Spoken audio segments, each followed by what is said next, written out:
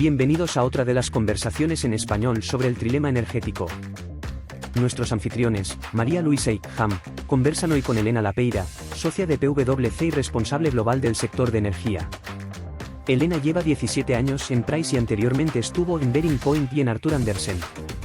Si quieres saber más sobre los data centers y su relación con el trilema energético, no puedes perderte esta conversación. María Luisa, Ham, todo vuestro. Gracias, Teo. Bienvenida, Elena, al podcast del trilema energético en el Foro de la Energía. Muchísimas gracias, María Luisa y José Antonio, por invitarme. Es un placer.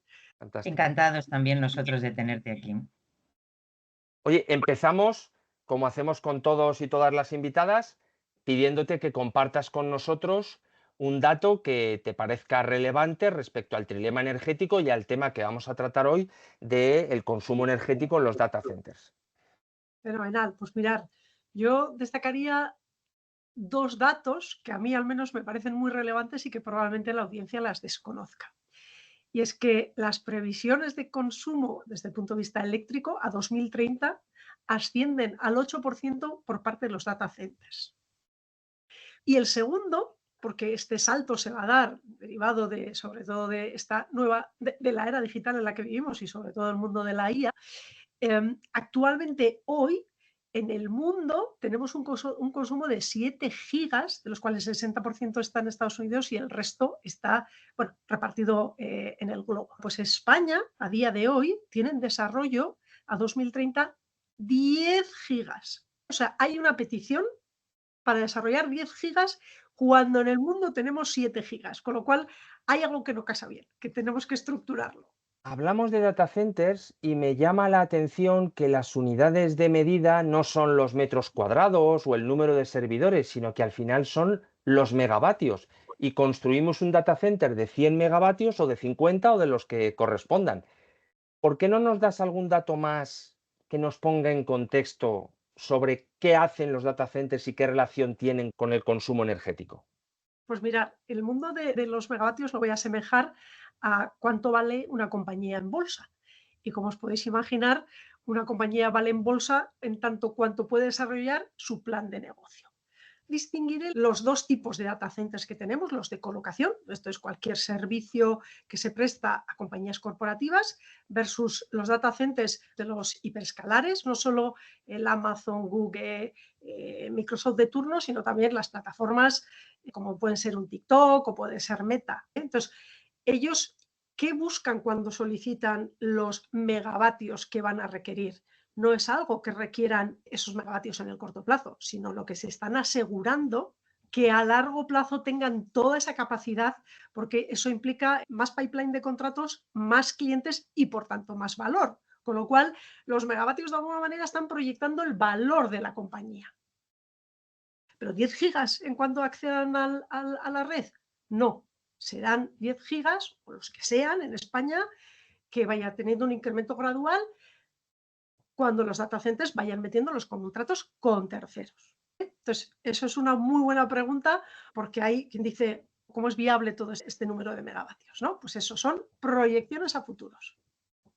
El dato que nos has traído es muy llamativo y hablabas de las peticiones que hay en España para instalar data center y cómo esto supera los actuales gigavatios instalados en el mundo. ¿Por qué es atractiva España? ¿Qué está ocurriendo?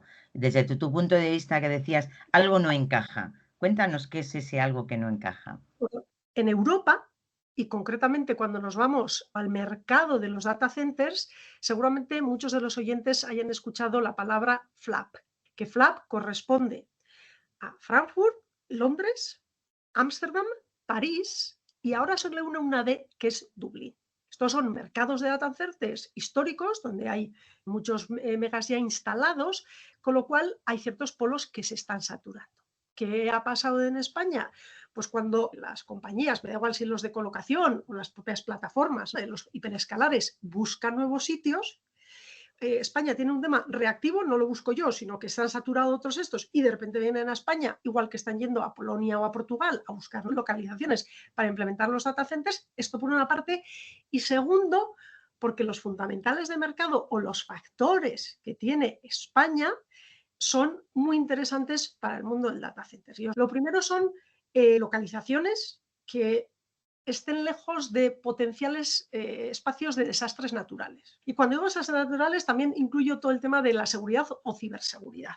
Segundo tema es todo el tema de garantía de suministro, conectividad a la red. Tercer tema, yo destacaría la sostenibilidad, o sea, energía verde. Al final, de tener fuentes renovables. España es un mercado de energías renovables muy relevante. El cuarto, aunque con menos intensidad, es el coste de la energía. Es una industria muy electrointensiva. España tiene unos costes interesantes desde el punto de vista de energía.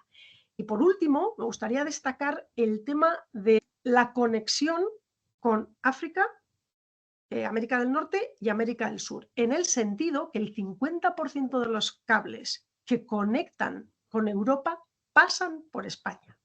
Por todos estos factores competitivos, España es una geografía atractiva para aquellos que buscan la localización para los data centers. Los data centers, especialmente las grandes empresas tipo Amazon y demás, que tienen unas políticas de sostenibilidad más, vamos a decir, avanzadas o profundas, están intentando resolver el trilema en muchos casos a base de o un autoconsumo muy grande, el Bring Your Own Power, ¿no? El me construyo mi pequeño parque renovable para mi data center y es mío y lo pago yo y está absolutamente off the grid, o porque llego a una especie de acuerdo, un PPA, con alguna central convencional que me puede aportar un número de megavatios muy grandes. En Estados Unidos está ocurriendo con las nucleares.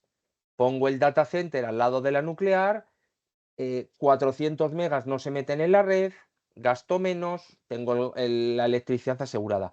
¿Cómo ves tú la resolución del trilema en Europa o en el mundo latino con este autoconsumo o PPAs? La eficiencia energética tiene las dos partes. ¿Qué consumo yo? Que sea verde, y efectivamente todos los data centers trabajan con el mundo del PPA renovable, primero porque cierras un precio, y no solo renovables, sino PPAs donde hay que tener una carga base, que es uno de los temas clave, de 24 por 375. Tú tienes que tener la misma carga base que muchas industrias electrointensivas. Eso no puede parar.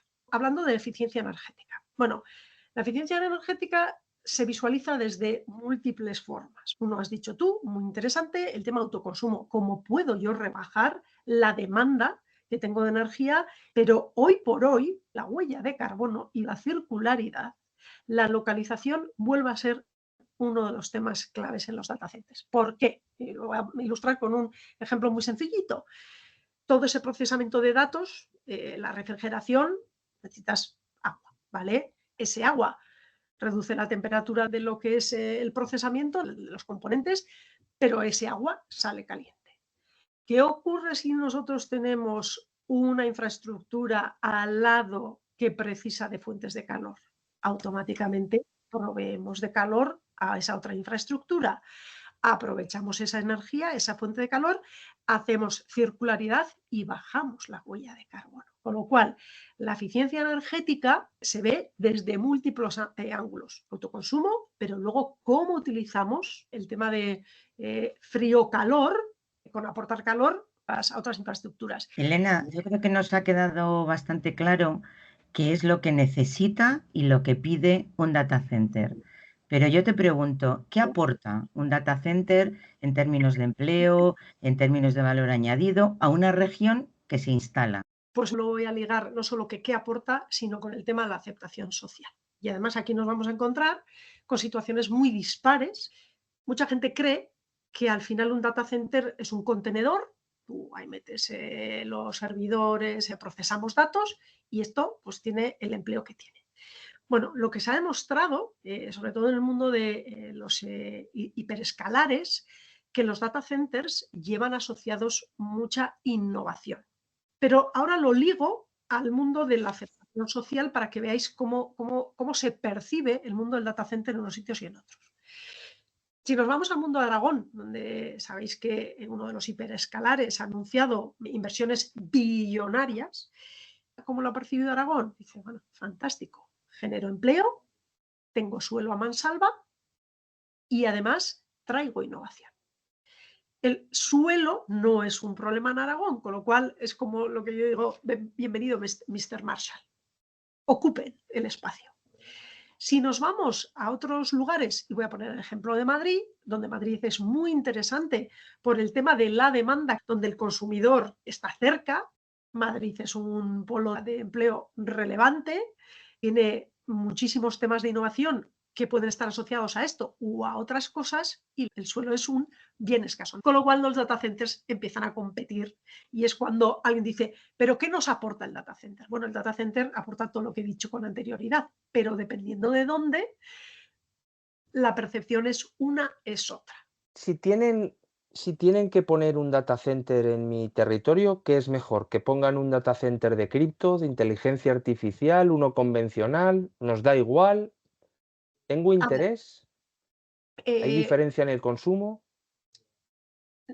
va más con el tema de la latencia que con el tema del consumo. El consumo será el que será. De hecho, a mí me fascina la transformación o la era digital. Hay IA que requiere de una latencia altísima y hay IA que no requiere de una latencia altísima. ¿Qué requiere de latencia alta? Algo que va en real time.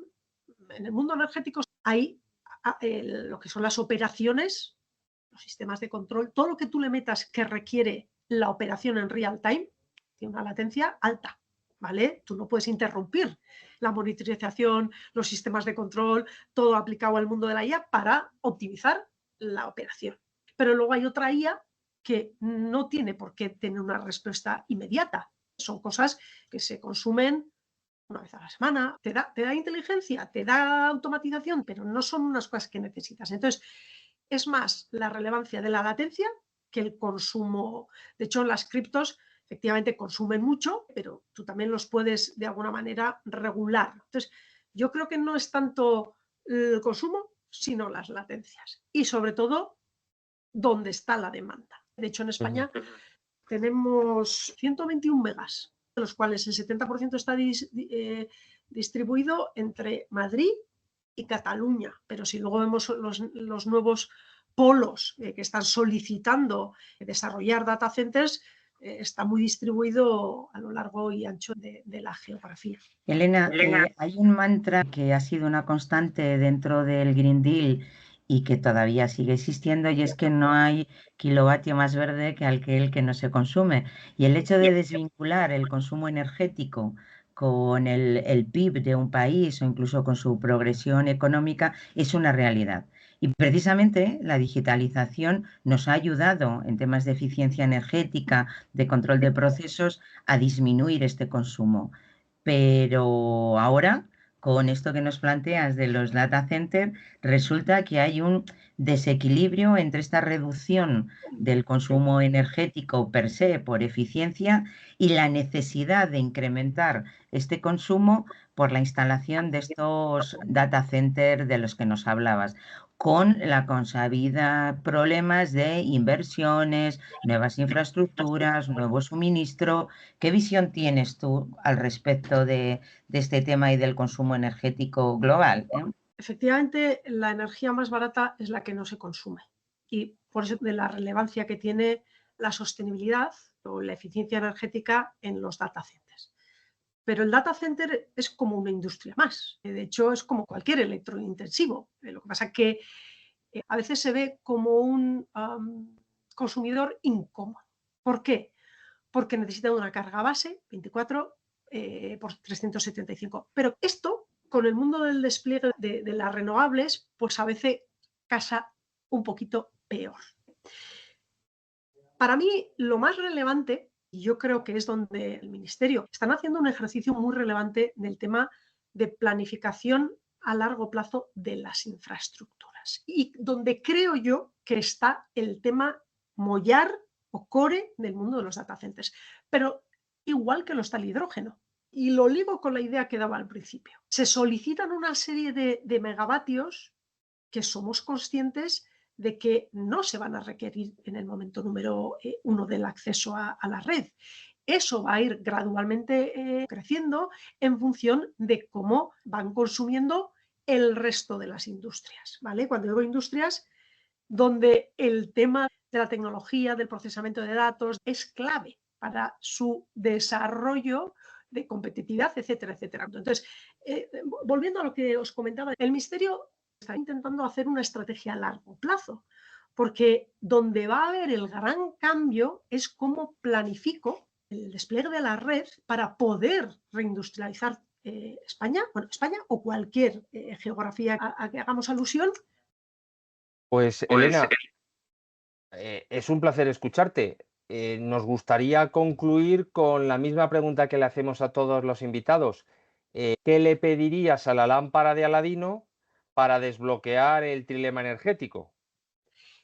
Pues me quedo con pasar de una planificación, que es la que hemos conocido hasta la fecha, con ese CAP de la planificación de inversión en la red, con esa planificación por años, como se hacían, ¿no? Periodos, a una planificación totalmente flexible y basado en cómo se están desarrollando las industrias.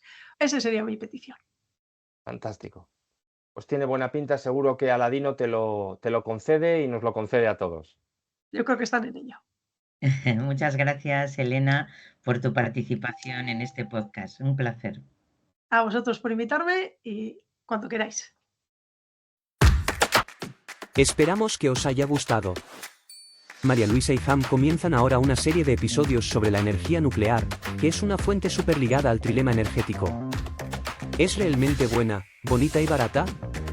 ¿O no tanto? ¿Por qué algunos países quieren quitarla y otros no podrían vivir sin ella? Por eso asegúrate que nos sigues en LinkedIn y suscríbete gratis al podcast en Spotify o en la plataforma de tu elección, Amazon, YouTube, iVoox o Apple.